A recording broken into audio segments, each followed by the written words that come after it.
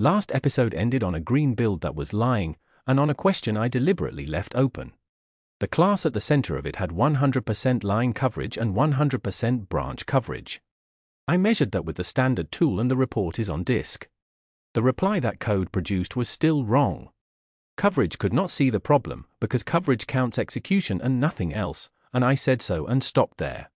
So the obvious question, the one you have probably been holding ever since, is this. If the tests are the thing that might be wrong, then what checks the tests? There is an answer. It is not new, it is not experimental, and it is considered one of the strongest instruments we have, and almost nobody runs it. This is the third of 5 episodes about gates, and this gate does something none of the others do. It does not check your code at all. The technique is called mutation testing, and one sentence makes it click. You do not test the code. You test the tests. Here is the whole mechanism. Take your program and make one small change on purpose, a change you know to be wrong. Flip a comparison. Delete a branch. Replace a return string with an empty one. That broken copy is called a mutant. Now run your suite against it. If the suite goes red, the mutant is dead, and your suite has just proved it can detect that fault. If the suite stays green, the mutant survived, and a survivor is the most precise thing anybody will ever tell you about your tests. It is a specific, reproducible way your program can be broken that you would have shipped without noticing. Do that a few dozen times, count how many died, and the fraction is your mutation score. Viewers of the second series have met this idea once already, where we broke the redaction function on purpose and demanded that the suite go red. What is new here is what happens when you stop treating that number as a curiosity and start letting it refuse a merge. So I pointed the tool at last episode's suite. Not a fresh example built to make a point, the same 3 tests, unchanged, on the same code, from the same repository. The tool is Striker, and it generated 52 mutants of that program. Some it could not use, and I will come back to those, so 35 were actually tested. Then the number I brought you here for. That class, the one measured at 100% line coverage and 100% branch coverage, scored 7 mutants and killed 1. 1 in 7. Coverage told me every line ran and every branch went both ways. Mutation told me that of 7 deliberate, obvious breakages, 6 of them sailed straight through a suite that reported success. Same code, same tests, same afternoon. The 2 instruments are not measuring nearly the same thing, and only one of them was ever measuring whether anything got checked. I want to be honest about the 1 mutant it did kill, because it is not the good news it looks like. The mutation that died was the one that deletes the branch handling an empty knowledge base. Delete that branch and the code walks straight into reading the first result of a list that has nothing in it, throws, and the test falls over. So the test did go red. But look at why. It did not go red because anything was compared to anything. It went red because the program crashed. A suite with no assertions in it whatsoever can still kill a mutant, purely by falling over, and if you are reading a score without reading the kills you will bank that as verification. It is the same error as last episode wearing a new coat. Then it was execution counted as checking. Now it is a crash counted as checking. Here is what survived, and this is the part worth watching rather than summarizing. 6 mutants lived. 2 of them take the text of the reply the customer receives and replace it with an empty string, so the system sends a blank message, and the suite reports success. 3 of them attack the relevance threshold, the line that decides whether the article we found is good enough to answer with. 1 inverts it. 1 shifts its boundary. 1 negates the whole condition. All 3 survive. The 6th deletes the escalation branch outright. And 2 more never ran at all, because they did not compile. The tool tried to change a comparison on account and the type system simply refused to build the result. 2 episodes ago that was an entire gate, and here it turns up uninvited, quietly refusing 2 of the tool's own attempts to break the program. Now the repair, because a survivor list is not a complaint, it is a work list. I went back to those 3 tests and gave them the assertions they never had. What body does the draft actually carry, and which article does it actually cite? That killed most of them immediately. But 1 survivor is the reason I am doing this on camera rather than describing it. 1 mutation changed a less than into a less than or equal to. Those 2 programs differ on exactly 1 input in the entire world, a relevant score of precisely 0.35. Last episode's tests used 0.11 and 0.91, so no amount of work on coverage would ever have found it. Coverage was already at 100%. That surviving mutant was not asking me for more coverage. It named the one test that was missing, and it named it exactly. So I wrote it. Run it again. The class goes from 1 killed of 7 to 7 of 7. The whole assembly, which still contains a router I did not touch, goes from 19 killed of 45 to 25.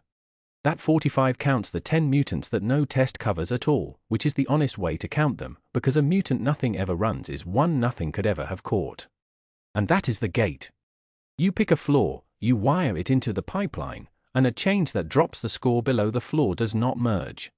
Not a warning, not a dashboard, not a conversation in review. It fails the build, which is the only form of should that survives contact with a deadline. And unlike almost every other number on your pipeline, this one cannot be satisfied by writing more tests that check nothing, because checking nothing is the exact thing it measures. Which brings me to what it costs, and here the story turns, because the largest deployment of this technique on Earth does not do what I have just told you to do. Google runs mutation testing across a code base of 2 billion lines, with more than 500 million test executions every day. Their paper is blunt about the arithmetic.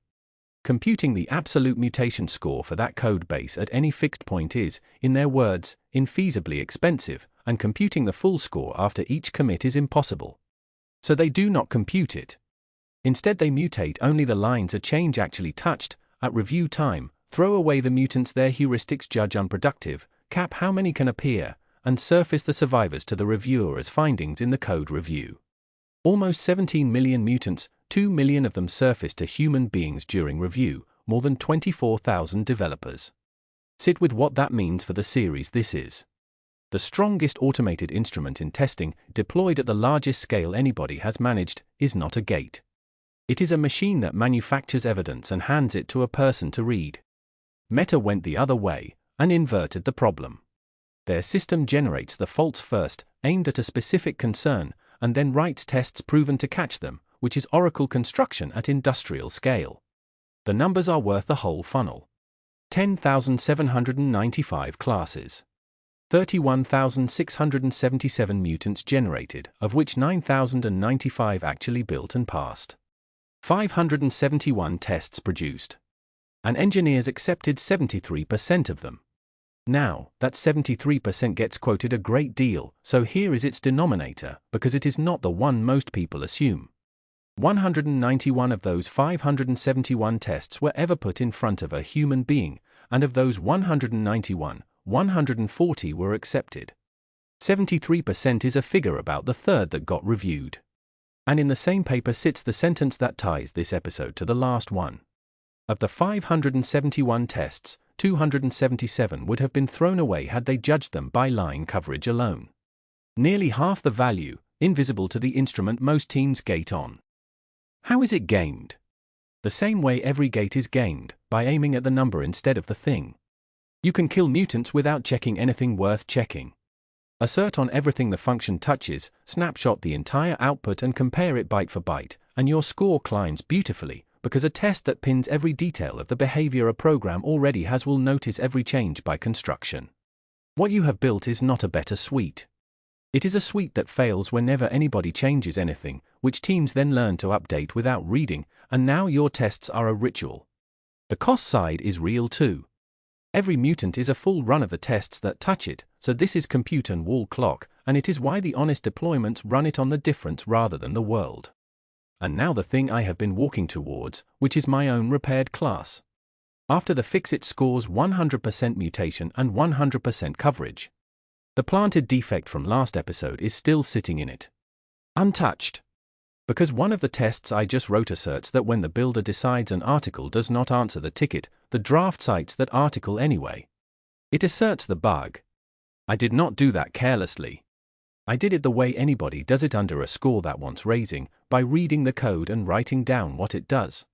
And that is the shape of this gate's limit, said plainly. A mutation score compares your suite against your code. It has never once looked at your specification, because you never gave it one. It cannot tell a fault from a feature. So it is entirely possible, and I have just done it, to reach a perfect mutation score, on perfect coverage, on a program that is wrong. The whole has a name. Properties nobody ever asserted. I am not going to fill it in this episode. So the stamp reads two ways, and both are true. Still alive, as in 6 of 7 deliberate faults walked through a suite that said it passed. And still alive, as in the bug is still there after every mutant is dead. Your self-check this week is one command.